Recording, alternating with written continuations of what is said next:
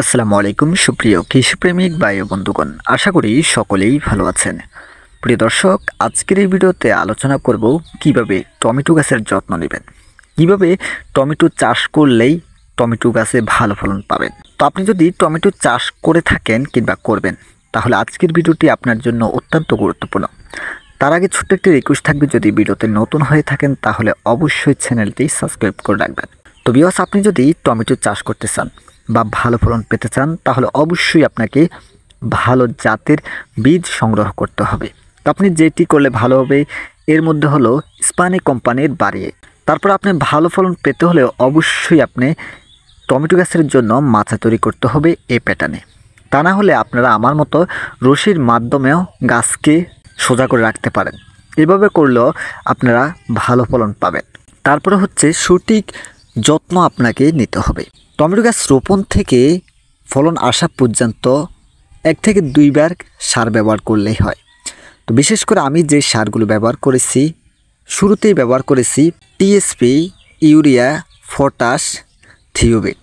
এই 4টা সার আমি মিক্স করে প্রথম স্টেপে গাছগুলোতে দিয়েছিলাম ছোট্ট অবস্থায়।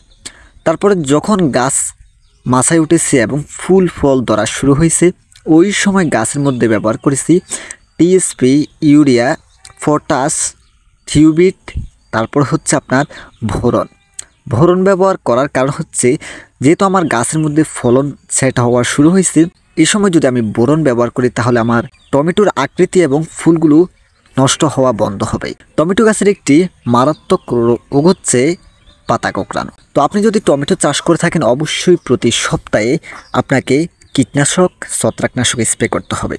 তো আমি এখানে যে ছত্রাকনাশকগুলো স্প্রে করি, এগুলো হলো রেডোমিক গোল্ড আর হচ্ছে অ্যান্ডোফিল। তো প্রথম সপ্তাহে যদি আমি রেডোমিক গোল্ড ব্যবহার করি, তারপরের সপ্তাহে আমি অ্যান্ডোফিল ব্যবহার করি।